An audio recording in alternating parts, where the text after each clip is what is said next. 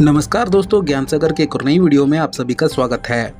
This is the emergency broadcast system. This is not a test. Repeat, this is not a test. Stay tuned for further instructions. This is not a test. आज से 45 साल पहले 1977 में NASA ने वो visor mission को launch किया था, जिसके तहत वाइजर 1 और 2 को स्पेस ट्रैवल करने के लिए भेजा गया था। इनके साथ एक तांबे की गोल्ड प्लेटेड डिस्क भी भेजा गया था, जिसमें रोते हुए बच्चे, पक्षियों, हवाओं, लहरों के आवाजें और 55 अलग अलग भाषाओं में शुभकामनाएं रिकॉर्ड करके भेजी गई थी। तो दोस्तों, नासा के वैज्ञानिकों को ये सब भेजने की क्या वजह हो सकता था? ये सब किसके लिए भेजी जा रही थी, चलिए जानते हैं।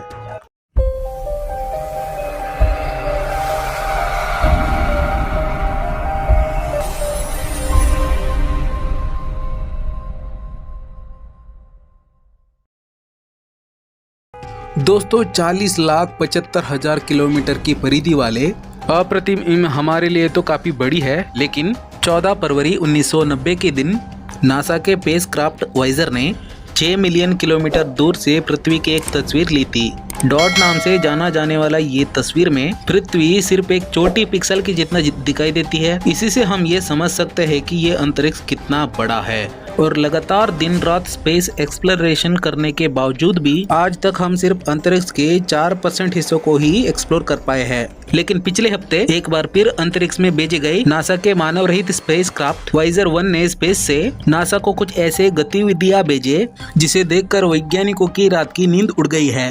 दरअसल आज से 45 साल पहले 1977 में नासा ने मिशन को लॉन्च किया था, जिसके तहत वाइजर 1 और 2 को अलग अलग बात पर स्पेस ट्रैवल करने के लिए भेजा गया था, जिसका उद्देश्य था अंतरिक्ष में इंसानों की रहने के लिए अन्य ग्रहों की खोज करना, धरती के तरह ही अन्य ग्रह में रहने वाले एलियन की खोज करना और ब्रह्मांड के बारे में जितना हो सके उतना जानना। और लॉन्च होने के बाद समय समय पर वाइजर स्पेसक्राफ्ट ने अंतरिक्ष से ऐसे तस्वीरें और आवाजें भेजी जिसे देख और सुन हमारे होश उड़ गए। अपने इस मिशन में नासा ने 20 अगस्त 1977 को फ्लोरिडा में स्थित लॉन्च पैड से वाइजर 2 को लॉन्च किया, जिसके 16 दिन बाद यानी 5 सितंबर 1977 के दिन वाइजर को लॉन्च किया गया। और ये अब उन चुनिंदा मानव निर्मित स्पेस ऑब्जेक्ट में से एक है जो 45 साल बाद भी काम कर रहा है और ब्रह्मांड के अनंत कोनों में झांक रहा है, जो डीप स्पेस नेटवर्क के साथ कम्युनिकेशन करके पृथ्वी पर डेटा ट्रांसमिट करता है। इस डीप स्पेस नेटवर्क में 3 ग्राउंड स्टेशन हैं जो पृथ्वी पर एक दूसरे के करीब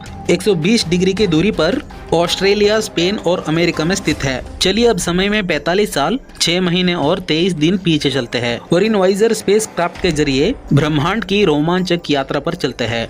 तो साल 1977 में उस स्पेसक्राफ्ट को नासा ने स्पेस की डीप स्टडी के लिए उसे लॉन्च किया। इस 815 किलो के मानव रहित यान को स्पेस में लंबे समय तक कम ईंधन में ट्रैवल करवाने के लिए नासा के जेट प्रोपेलर लैबोरेटरी में इसे इस तरीके से डिजाइन किया कि ये ग्रहों की गुरुत्वाकर्षण बलों से ट्रैवल कर सके, जिसके लिए स्पेसक्राफ्ट में 3 रेडियोट्रॉपिक जनरेटर लगाए गए। इसलिए दोस्तों उसे तब लॉन्च किया जब सोलर सिस्टम के सारे प्लैनेट्स एक विशेष स्थिति में स्ट्रेट लाइन में आ रहे थे। इसकी वजह से यात्रा का समय 30 वर्ष से घटकर 12 वर्ष बन गया। वही सौर मंडल के बाहर भी कम्युनिकेशन करने के लिए इसमें 3.7 मीटर डायमीटर वाली कैसेब्लेड एंटीना लगाए गए, जो 2.3 गीगाहर्ट्ज या 1.4 गीगाहर्ट्ज की फ्रीक्वेंसी को इस्तेमाल करके पृथ्वी के डीप स्पेस नेटवर्क से कम्युनिकेट करती है। बोर्डन रिकॉर्ड कारसागर नाम के वैज्ञानिक ने 1 और 2 दोनों के साथ ग्रामाफोन जोड़ने के प्रोजेक्ट पर काम किया था, जिसके तहत दोनों स्पेसक्राफ्ट के साथ 12 इंच की एक और डिस्क डाली और साउंड सिग्नल रिकॉर्डर लगाया गया था, जिसे गोल्डन रिकॉर्ड नाम दिया गया।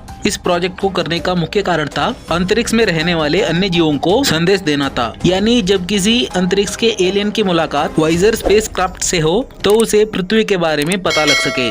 इसलिए इस गोल्डन ऑडियो विजुअल डिस्क में पक्षियों और प्राणियों की आवाज, हवा और लहरों की आवाज और विभिन्न प्रकार के संगीत रिकॉर्ड किए गए थे। इतना ही नहीं, इसमें मिक्साल नाम की बच्ची की आवाज में अंग्रेजी में एलियंस के लिए अभिवादन भी भेजा गया था। वही एलियंस किस भाषा को समझते हैं वो हमें नहीं पता। इसलिए नासा ने इस डिस्क में 55 अलग अलग भाषाओं में शुभकामनाएं रिकॉर्ड करके भेजी।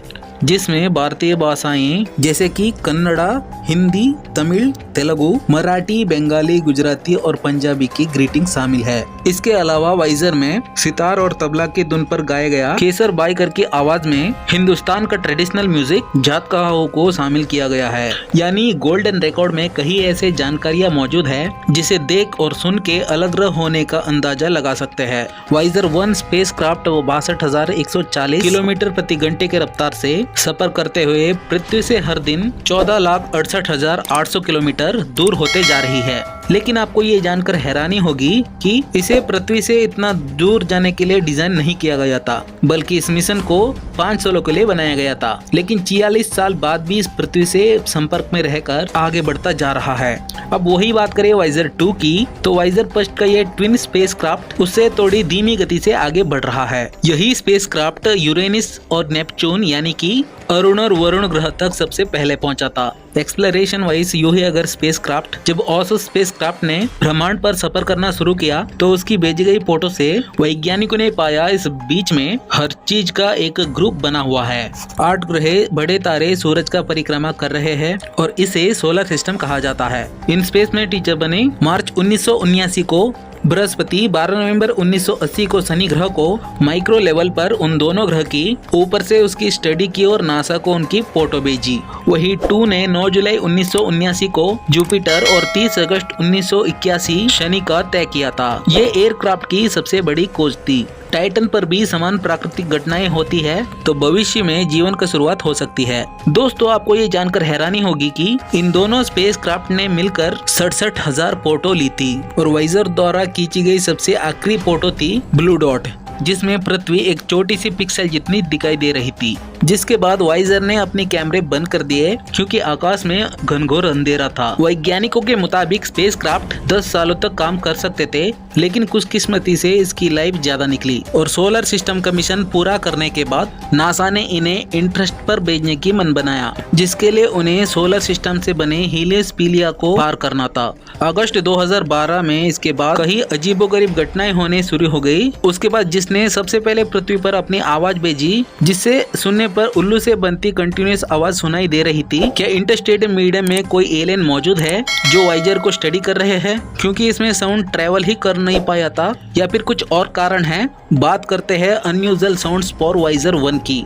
दरअसल मई 2022 में नासा की वाइजर टीम को वाइजर 1 की गड़बड़ी पर स्टडी करते वक्त कुछ ऐसा मिला जिसने उसको सोचने पर मजबूर कर दिया। उनके मुताबिक वाइजर से जो सिग्नल आ रहे थे, ऐसे तो वो एक कंप्यूटर से आ रहे थे जो वाइजर पर काफी पहले खराब हो चुका था और बंद पड़ गया था। लेकिन वैज्ञानिकों को वाइजर में पड़े ACS यानी कि एटीट्यूड और आर्टिकुलेशन कंट्रोल सिस्टम सिग्नल दे रहा था। सही कंप्यूटर सिस्टम को इस्तेमाल करें। लेकिन वैज्ञानिक इस बात से हैरान थे कि अंतरिक्ष में आखिर कंप्यूटर का उलटफेर कैसे हुआ। आखिर वाइजर को कंप्यूटर स्टार्ट करने के लिए कमांड किसने दी? तो कुछ और रिसर्च के मुताबिक सोलर सिस्टम के प्रोटेक्शन शील्ड से बाहर निकलने की वजह से स्पेसक्राफ्ट वाइजर की सूरज के प्रोटेक्शन में नहीं थे, लेकिन ये इंटरस्टेलर स्पेस में रेडिएशन से पूरी तरीके से एक्सपोज हो चुके थे।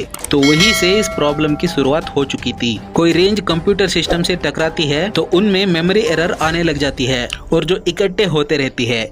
इसलिए वैज्ञानिक मानते हैं कि कॉस्मिक किरण की वजह से ही और कंप्यूटर में जिसमें हमें वही गलत सिग्नल बेचा करती है। दोस्तों, वाइजर इस वक्त हमसे करीब 20.3 करोड़ किलोमीटर दूर है और वाइजर को मैसेज भेजने में करीब 2 दिन का समय लग जाती है। ये पता कर पाना मुश्किल है कि इंटरस्टेलर स्पेस में वाइजर के साथ क्या हुआ है।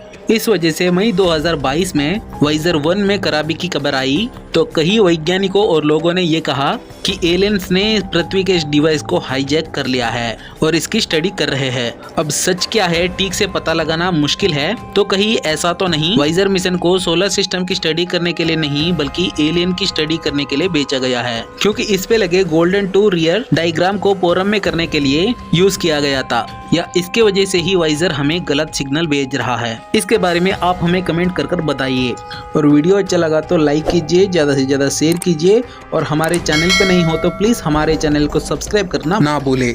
धन्यवाद।